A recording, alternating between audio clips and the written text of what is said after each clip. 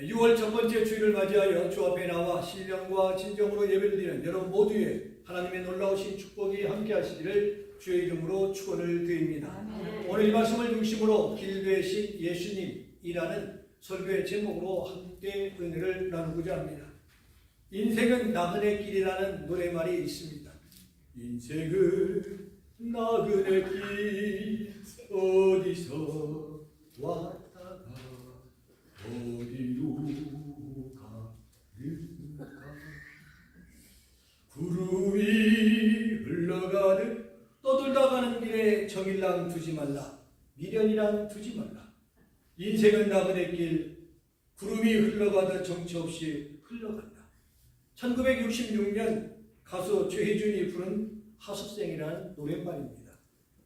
길에는 보통 세 가지의 의미가 담겨져 있습니다. 첫째는 사람과 자동차, 배와 항공기가 다니는 길이 있습니다. 육지에는 뭐라고 해요? 도로라고 합니다. 바다에는 해로라고 합니다. 하늘에는 항로라고 표현합니다. 두 번째는 사람이 지켜야 할 도리입니다. 그것도 길입니다. 예수님의 발자취를 따라가는 것이 그리스도인의 걸어가야 할 도리인 것을 성경은 분명히 우리들에게 말씀해 주고 있습니다. 세 번째는 어떤 일을 하기 위해서 방법과 수단입니다. 그런데 죄인이 의인되고 저주가 축복이 되고 지옥이 천국 되는 길이 있습니다. 바로 그 길이 예수 그리스도의 길임을 성경은 분명히 말씀하고 있습니다. 그리스도가 지신 십자가는 하늘과 땅을 잇는 유일한 구원의 길임을 성경은 분명히 말씀하고 있습니다. 미국 캘리포니아주 샌프란시스코와 마린반도를 연결하는 큰 다리가 있습니다. 그것을 뭐라고 해요? 금문교라고 합니다. 이 다리가 놓이기 전에는 건너가는데 약 3일이 걸렸다고 합니다. 지금은 10분도 채 걸리지 않습니다. 공학도 조지프 스트라우스의 설계와 지휘로 완공된 이 다리를 건너 혜택을 받은 분들이 수없이 많고 저도 여러분도 아마 대부분 다녀온 줄로 압니다. 그러나 예수님이 십자가로 연결해 놓은 구원의 길은 누구든지 믿기만 하면 구원을 받는다고 성경은 말씀하고 있습니다. 다른 이로서는 구원받은 길이 없다고 또한 말씀합니다. 오직 예수님만이 유일한 구원의 길임을 말씀하고 있습니다. 예로부터 인생을 나그네의 길이라고 했습니다. 나그네란 고향을 떠나 사는 사람이요 어디로 가고 있는 사람입니다. 저와 여러분은 나그네의 인생입니다. 대한민국에서 태어나 태평양을 넘어 미국에 와서 살고 있습니다. 그러나 이곳이 내가 사는 제2의 고향인 줄로 믿습니다. 그러한 주의정신을 가지고 살 수 있는 여러분이 되기를 원합니다. 내가 머무는 곳이 내 고향이고 내 땅입니다. 그런데 갈 곳이 막혔다든지 그 길이 잃어버렸다면 어떻게 되겠습니까? 우리는 이 세상에 태어나 한평생 길을 가고 있는 사람입니다. 그 길을 가는 데는 다음에 몇 가지가 필요합니다. 첫째는 목적지가 결정되어야 합니다. 우리는 나온 곳이 있는가 하면 가는 곳이 있습니다. 출발점이 있으면 종착점이 있습니다. 성경은 태초에 하나님이 천지를 창조하셨다고 말씀하고 있습니다. 그리고 인간을 흙으로 만들었다고 하셨고 그 인간은 결국 누구에게로 돌아가셔요? 하나님께로 돌아간다고 성경은 말씀하고 있습니다. 조선에 기독교가 들어오기 전에 사람이 죽으면 뭐라고 했어요? 아무개 아버지 어머니 돌아가셨다. 얼마나 성경적인지 몰라요. 돌아가셨다. 대한민국에 기독교가 들어오기 전에도 역시 하나님이라고 말했습니다. 뭐요? 갓을 쓰고 다니지 않을까? 하나님을 갓이라고 했던 나라가 대한민국이에요. 정신병자의 하루에는 목적이 없습니다. 그저 빛만 꽃만 꽂으면 되는 분들이에요. 그러나 건전한 사람의 하루에는요 일과가 있고 시간이 정해져 있습니다. 한국형 비행기는 기상 조건으로 2-3시간 연장할 수는 있어도 반드시 한국 인천공항에 도착을 해야 합니다. 한국행 비행기가 모스크바를 간다든지 북경으로 간다면 정말 큰일이 아닐 수가 없습니다. 마찬가지로 하나님께로 가야 할 인간이 항로가 바뀌어 다른 곳으로 가게 된다면 비행기의 항로가 바뀌는 것과는 비교할 수 없는 놀라운 어려운 일이 생기게 될 것입니다. 우리 앞에는 두 가지 길이 놓여 있다고 성경은 말씀합니다. 어떤 길이에요? 좁은 길과 넓은 길이라고 성경은 말씀하고 있습니다. 좁은 길은 좁기 때문에 가기가 힘들고 그래서 가는 사람이 별로 많지 않습니다. 그러나 그 길은 가면 갈수록 편하고 좋아집니다. 넓은 길은 넓고 평범하기 때문에 많은 사람들이 가고는 있지만 그 길은 가면 갈수록 좁아지고 어려워지고 있다는 것이 그 특징입니다. 여기에서 말하는 좁은 길은 천국 가는 길이고 넓은 길은 지옥 가는 길입니다. 한인타운에 있는 설교인 학생이 고등학교 시절 길을 잘못 들어서 10년 동안 교도소에 수감되었다가 풀려난 아이가 있었습니다. 수수한 청년이 됐죠. 그와 상담한 일이 있었습니다. 그와 오래전에 벌써 한 30여 년이 전에 상담한 일이었는데요. 그가 지금도 얘기한 것을 머리에서 떠나지 않는 것이 있습니다. 그것은 한 번만 참았다라면 첫 번째, 두 번째 길을 잘못 들어섰습니다. 여러분, 지금 여러분은 어떤 길을 가고 있는가 한 번쯤 생각해 볼 수 있는 지혜로운 그리스도인이 되기를 축복합니다. 아멘. 한 가정에 있었던 일을 소개합니다. 식사 시간에 4살 먹은 아이가 말했습니다. 엄마, 오늘은 내가 기도하고 싶어요. 네가? 그래, 한번 해봐라. 4살짜리 아이가 기도합니다. 하나님 아버지, 너무 슬퍼요. 우리 아빠 때문에 슬퍼요. 엄마랑 나랑 예수 믿고 천국 가는데 아빠는 예수를 믿지 않아 지옥에 가게 되었어요. 아빠는 바보예요. 예수를 믿으라고 그렇게 애타게 부르짖어도 예수를 믿지 않으니 너무너무 마음이 아파요. 예수님의 이름으로 기도합니다 했습니다. 4살 먹은 외동아들이 눈물을 흘리며 울면서 기도하고 있는데 그 아버지는 옆에서 기도하라고 누가 벌떡 아들을 바라보고 있다가 가슴이 찡하는 것을 느낍니다. 그때 아들이 아빠에게 말합니다. 울지 마라. 다음 주부터 교회에 나가줄게. 그래서 그 아빠가 교회에 나가게 되었다는 서울 모 교회에 한 일화가 있습니다. 지금 여러분이 걷고 있는 길은 어떤 길인가? 목적이 분명해야 돼요. 바이블 스터디도 목적이 이끄는 삶이라는 교재가 있지 않습니까? 오늘의 삶이 목적이 있고 목적이 이끄는 삶을 살아갈 수 있기를 간절히 희망합니다. 아멘. 둘째로 안내자가 필요합니다. 아프리카 정글의 존스라는 선교사가 길을 걷다가 길을 잃어버려가지고 아무리 헤매도 내가 가야 할 목적지에 가지를 못했어요. 얼마나 헤맸는지 몰라요. 그렇죠? 숲속에 들어가면 길을 잃어버리면요 갈 수가 없는 거예요. 얼마나 당황스럽겠습니까? 그렇죠? 아마존에 가가지고 잘못 다니다가 식인종의 밥상에 올라갈 수도 있기 때문에요. 얼마나 두렵고 떨리는 마음이 있겠어요. 기진맥진한 채 포기하고 있는데 원주민을 만나게 되었습니다. 말이 잘 통하지 않았지만은 그래도 거기서 1년 넘게 지냈기 때문에 약간의 소통을 할 수가 있었습니다. 그래서 내가 길을 잃어버렸는데 길을 찾아줬으면 좋겠습니다 했습니다. 근데 원주민이 말합니다. 나를 따라오십시오 라고 하고 뒤도 안 돌아보고 막 달려갑니다. 선교사가 조금 익숙해지게 됐지만 어떻게 원주민이 얼마나 빨리 가? 목까지 숨이 차는 거예요. 따라가다가 결국에는 도저히 기진맥진하여 따라갈 수가 없고 원주민을 붙잡고 도대체 어디로 갑니까? 길은 어디에 있습니까? 라고 물어봤습니다. 그때 원주민이 대답합니다. 길은 없습니다. 내가 곧 길이요 라고 했습니다. 그저 나만 따라오면 됩니다 라고 또다시 뒤도 돌아보지 않고 막 달려갑니다. 원주민을 따라가다 보니까 한참 후에 어디에요? 목적지에 도달하게 되었다라는 것입니다. 인생을 한마디로 표현하면 길이라고 표현합니다. 길. 살아온 삶이나 살아가는 삶이 역시 길인 것입니다. 야곱은 자신을 살아온 길을 뭐라고 했습니까? 나그네 길이라고 표현했습니다. 인생의 모든 문제는 길이 있습니다. 사소한 문제에서부터 삶의 방법과 학문의 공식에 이르기까지 모든 것은 길이 있습니다. 수학도 뭐예요? 길이 있어요. 공식이 있는 것입니다. 어떤 이는 인생답게 사는 방법을 몰라 방황하고 실패하다가 논의에 되어서 숨 넘어가기 전에 그 길을 찾는 사람이 있고, 그래서 예수님을 영접하고 병상에서 마치 예수님이 십자가에 못 박혀 죽을 때 한쪽 강도가 교회 한 번 안 가고 구원받은 것처럼 병상에서 예수님 영접하고 운명하여 구원받은 사람도 있듯이 말입니다. 인간은 모두 육체적인 죽음을 바라보며 길을 가고 있습니다. 그러나 죽음의 길 이후에 길이 있다는 사실에 대해서는 많은 사람들이 외면하고 무관심해하고 있습니다. 문제는 안내자입니다.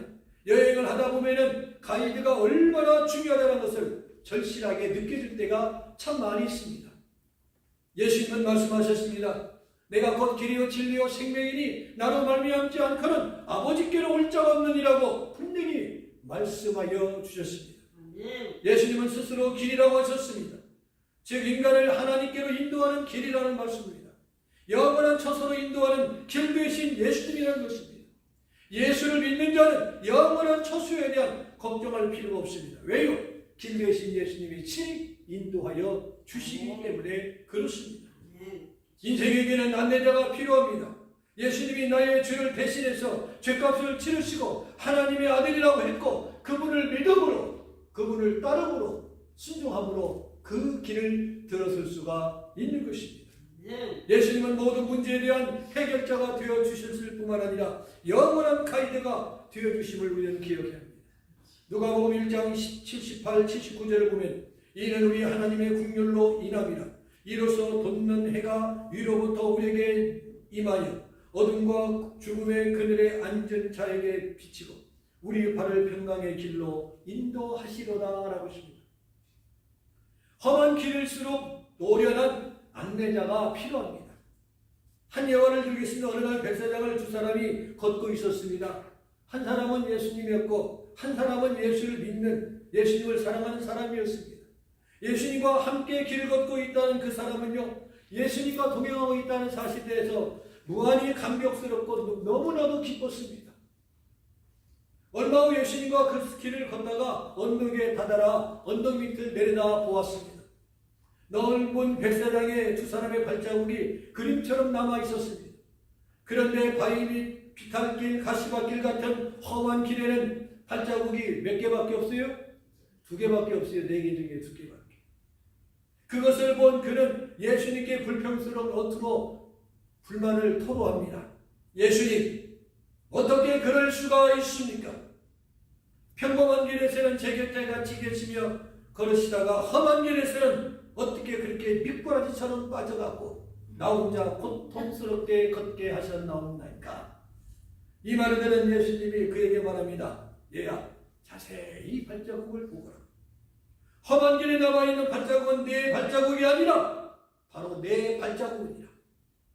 위험하고 위태로운 길에서는 내가 너를 안고 걸었기 때문에 내 발자국만 남아있는 것이니라 라고 말씀하여 주셨다고 합니다. 내가 승진하고 사업이 잘되고 강건하고 기분이 좋을 때는 나와 함께 술잔을 기울이고 음식을 나누고 함께 운동하는 사람들이 많이 있을 수 있습니다. 밥 사준다는데 안 나올 사람이 어디에 있겠습니까? 다 나옵니다. 내가 잘 나갈 때는요, 많은 친구들이 있어요. 그러나 내가 어려움에 처하고 내가 고독하고 소외당할 때, 힘들고 어려울 때, 사업이 어려울 때, 주머니에 돈이 떨어져 있을 때 모두가 하나같이 짜고 온 것처럼 다 외면합니다. 전화조차 받는 것조차 부담스럽게 여깁니다. 안 받으려고 해요. 왜 그런다고요? 돈 빌려달라고 하니까 안 받아요. 마술소리하니까. 내 곁을 떠나지 않고 내 허리를 잡아주고 어깨에 두드리고 내 손을 붙잡아 주실 분은 오직 영원한 통행자 예수 그리스도 뿐인 줄로 믿습니다. 그래서 걸 말씀합니다. 수고하고 무거운 짐진 자들아 다 내게로 오너라. 내가 너희를 쉬게 하리라 했어요.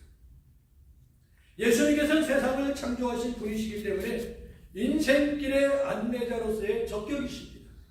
그분은 배고픔도 겪으셨고 슬픔도 겪으셨고 억울함도 겪으셨고 죄 없이 매도 맞으셨고 까닭 없이 버림도 받아보신 분이기 때문에 내 인생길의 동행자로서 적격입니다. 그런데 미국의 연로하신 대통령은 적격이 못 돼요. 왜요? 우리와 똑같이 이민 생활에 어려움을 겪어보지 못했기 때문에 서민들의 어려움과 아픔과 힘듦을 모르는 거예요. 가스값 걱정하실 분이 아니기 때문에요. 모르는 거예요. 성도 여러분, 예수님께서는 우리의 영원한 안내자이심을 믿으시기 바랍니다. 그분이 바로 길이십니다. 마지막 세 번째는 보호자가 필요하십니다.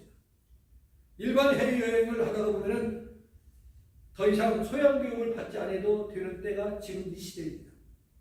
과거 여권 발급 전에 의무적으로 받아야 했던 해외여행자에게 무엇이 있었어요? 소양교육이 있었습니다.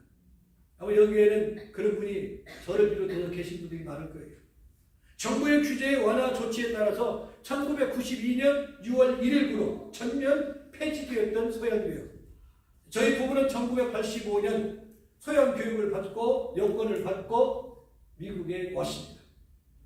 그 교육은 대한민국 국민으로서 어떻게 처신하며 어떻게 품위를 지켜나갈 것인가, 그리고 어려움에 당했을 때 어떻게 대처해 나갈 것인가를 미리 숙지해 주기 위해서 소양교육을 시킵니다. 그런데 그 교육 시대에 해외에서 긴급한 사태나 어려운 일이 발생했을 때는 그 나라의 주재이신 대한민국 대사관이나 영사관에 전화를 걸라고 전 세계에 흩어져 있는 제2공관 책자를 모두 소양교육 받은 사람들에게 한 권씩 나누어 주었습니다. 거기에는 대사관과 영사관 전화번호가 있어요. 어려움에 처음에 가장 먼저 여기에 전화하면 여러분을 도와주실 것입니다. 그래서 필요할 때 전화해서 도움을 받고 보호를 받으라는 것입니다. 우리가 살고 있는 이 세상에는요, 여행과는 비교할 수 없을 만큼 위험한 일들이, 고통스러운 일들이 꼬리에 꼬리를 물고 있습니다. 갈수록 힘든 일들이 얼마나 많은지 모릅니다. 그래서 우리에겐 절대 보호자가 필요합니다. 성경은 그 보호자를 하나님이라고 성경은 가르쳐주고 있습니다. 시편 121편 7절에 이렇게 말합니다. 여호와께서 너를 지켜 모든 환난을 면하게 하시며 내 영혼을 지키시리로다라고 말씀하여 주셨습니다. 그리고 요한복음 14장 18절을 보면 내가 너를 고아와 같이 버려두지 아니하고 너희에게로 오리라고 분명히 말씀하여 주셨습니다. 그보다 더 큰 선언이 있습니다. 그것은 내가 곧 길이오라고 주님이 친히 말씀하여 주셨습니다. 1791년 11월 4일 조지 워싱턴이 이끄는 대군이 세인트 클레어에서 크게 패하고 말았습니다. 그러나 워싱턴의 얼굴은 패전의 얼굴이 아니었어요. 패전의 장군으로서 얼굴이 너무나도 편했습니다. 장군의 얼굴을 본 부하가 말합니다. 장군, 마음이 괴롭지 않으십니까?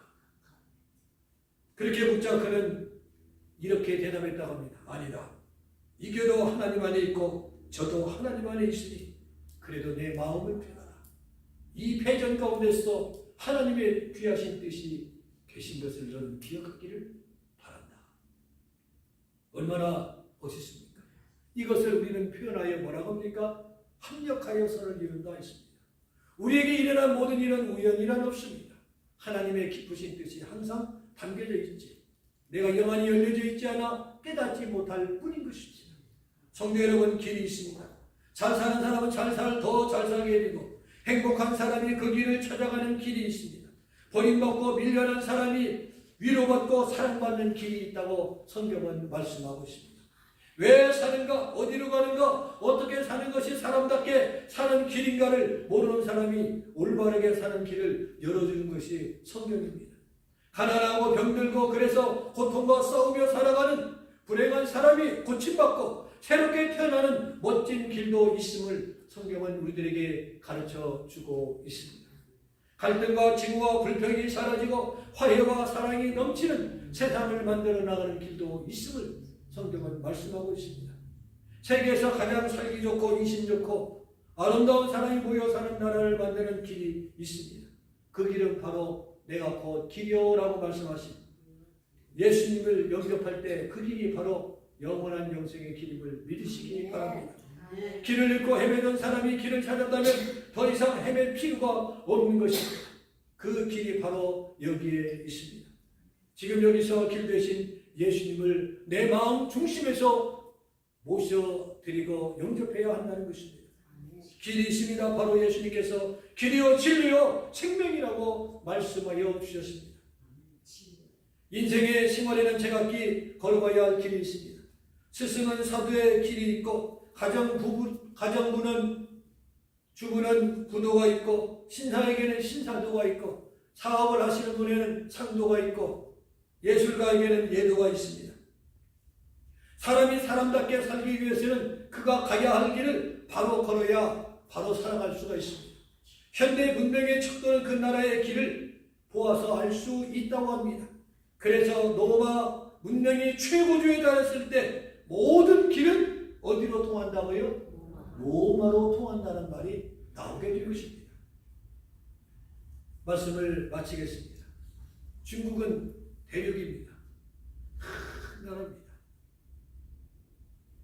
미국이 생기기 전부터 오래전부터 중국은 존재하고 있었습니다. 그런데 지금 이 시대, 문명 시대, 왜 중국과 미국의 차이는 80년이 넘을까? 그랬어요. 전문가가 중국은 미국을 쫓아오려면 80년을 쫓아와야 된다 했어요. 그러면 미국은 가만히 있습니까? 결국은 평생 쫓아와도 못 가는 거예요. 왜 미국과 중국의 차이가 생겼을까? 제가 지금까지 설교를 했습니다. 무엇이라고 생각을 하십니까? 그것도 이유가 될 수도 있습니다. 길을 열지 못했기 때문에 그렇습니다. 미국은 고속도로를 만들고 미국은 철도를 만들 때 중국은 무엇을 쌓았어요? 성을 쌓았어요. 그래서 교통이 없는 것입니다.